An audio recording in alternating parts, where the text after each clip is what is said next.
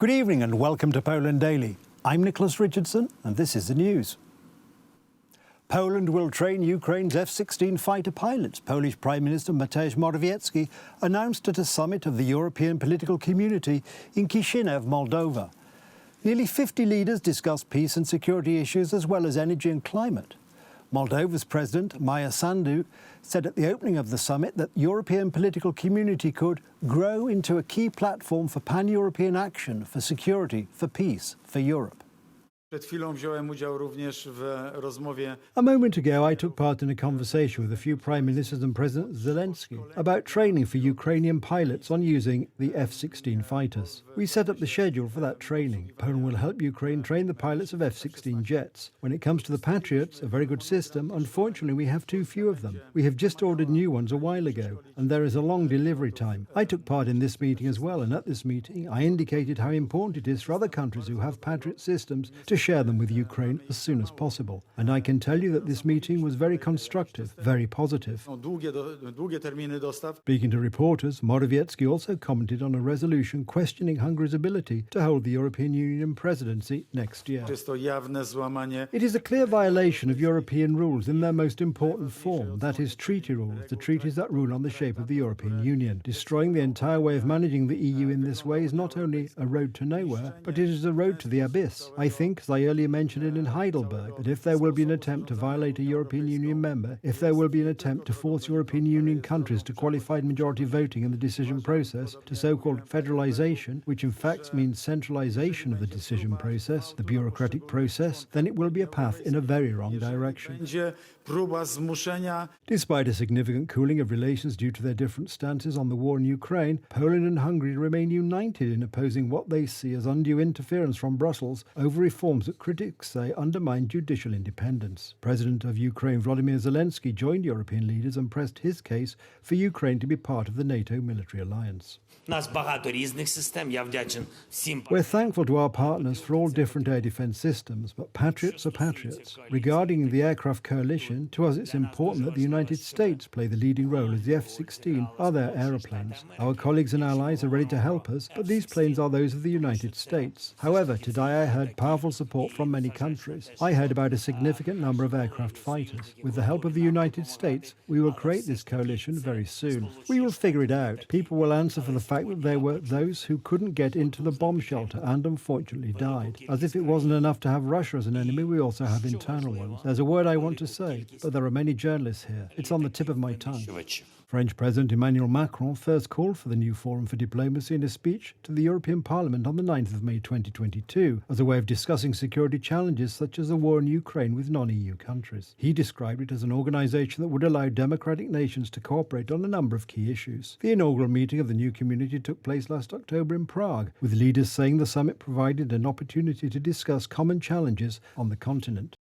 Emotions are running high among Polish opposition supporters over a bill to establish a commission to investigate Russian influence in Poland. The Polish parliamentary majority is accused of violating the constitution and trying to block access to elections for the most unpopular opposition politicians. Arguments of this kind were also put forward during the debate in the European Parliament, with new accusations of Poland violating European law. The MEPs of the Law and Justice Party, referring to the content of the new law, said that these fears were unfounded. Why do you defend Russian influence? Asked former Prime Minister Beata Szydło in the European Parliament, pointing out that similar committees operate in other European Union countries.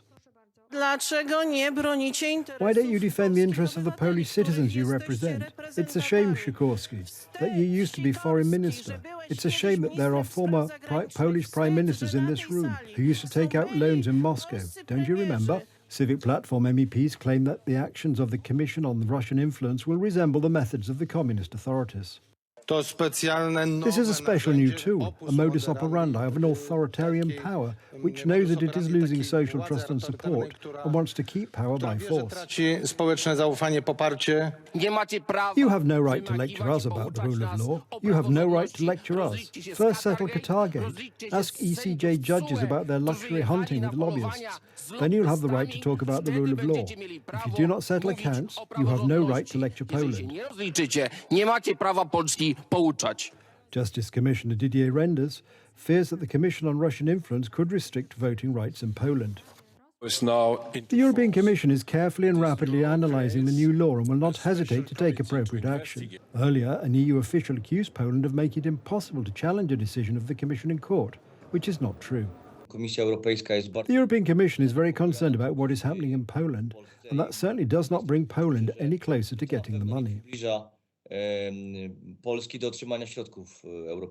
The debate was held at the request of the Renew Europe parliamentary group, of which Roger Thun is a member. Debates on Poland are not very popular among MEPs from other countries. They are usually initiated by MEPs from the Civic Platform and the New Left. No one talked about the dangers of Russian influence. What happened in Poland? What was the reason for setting up such a committee? Professor Genevieve Grabowska points out that the Brussels elites have not read the content of the law signed by President Andrzej Duda. Their accusations against Poland are misplaced. European Union Minister Szymon Szynkowski-Welfonk announced that the full text of the law would be handed over to Didier Reynders. The law is not a threat to civil rights. It is not a threat to any other right. This was clearly stated, and I think it made Reynders think that he was now asking the Polish authorities to send him information. President Andrzej Duda referred to the critical reactions from the United States State Department. I don't quite understand the reaction of our allies. I don't know if they were misled by opposition politicians or because of mistakes in translating the law, or if someone just didn't explain it. Polish society deserves to know whether anyone, while performing a specific public function, was influenced by Russia in any way. Therefore, the attitude of the United States ambassador, Marek Brzezinski, who publicly criticized the law one day and several hours later praised US-Poland relations, is surprising. On Monday, he criticized. On Tuesday, he spoke about the fantastic Polish-US alliance. Prime Minister Morawiecki met the Prime Minister of the Netherlands in The Hague, and Mark Rutte fell into his arms. And Rutte also knows the objections that have arisen to this law. The Polish government calls for a similar commission to investigate Russian influence to be established in the European Union. Many top politicians, prime ministers who now work for Putin, and I would find it hard to believe that they started working for Russia after their mission was over. The Commission may revoke an administrative decision issued under Russian influence, prohibit the performance of functions related to the disposal of public funds for a period of up to 10 years, and withdraw a public official's security clearance. More than 1,155mm and 120mm caliber shells will be produced by Polish factories in accordance with a contract signed today by Deputy Prime Minister and Minister of Defence Mariusz Błaszczak with the Polish Armaments Group. The agreement sets out the terms and conditions of individual executive contracts for the supply of artillery ammunition to the Polish army. The experience of the war in Ukraine shows that artillery plays a key role, both in terms of defense by Ukraine and the attack by Russia. The agreement approved by the Prime Minister is a framework agreement. It will make it possible to obtain hundreds of thousands of pieces of ammunition for Polish soldiers. This is one of the most important decisions this year. Perhaps equipment deals seem more spectacular, but all equipment needs ammunition. Guests arrived for the wedding of Jordanian Crown Prince Hussein and Saudi architect Raiwa Al Saif at Amman's Zaram Palace. The ceremony was attended by around 140 guests, including members of the royal Hashemite family, invited foreign royals and heads of state. The 28-year-old prince was named as heir by his father, King Abdullah, in 2009. The bride, 29, hails from a prominent family with links to her country's ruling dynasty. The ceremony started with some of the same features as previous ceremonies, including a motorcade of red Land Rovers escorting the couple through the streets of the capital to the ceremony. Crowds gathered at sites with huge screens which broadcast the wedding across the nation, with many people waving flags and donning the white and red checkered scarves worn by Jordan's ruling family, the Hashemites.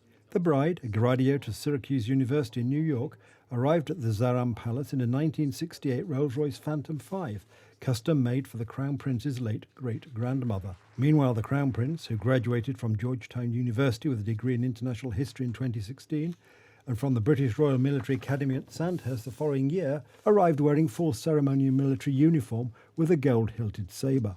As Jordan's biggest royal event in years, the ceremony held deep significance for the region. Much like royal weddings in the United Kingdom, congratulatory banners of the royal couple were hung throughout the streets and shops had competing displays of royal regalia.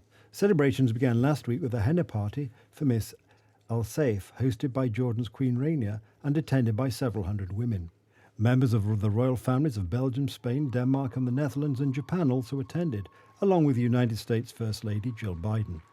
There was a surprise visit from the Prince and Princess of Wales. That's the news. Thank you for watching. Stay with us for the weather, Poland Daily Business and more programmes. But from me, it's have a good night and a better tomorrow.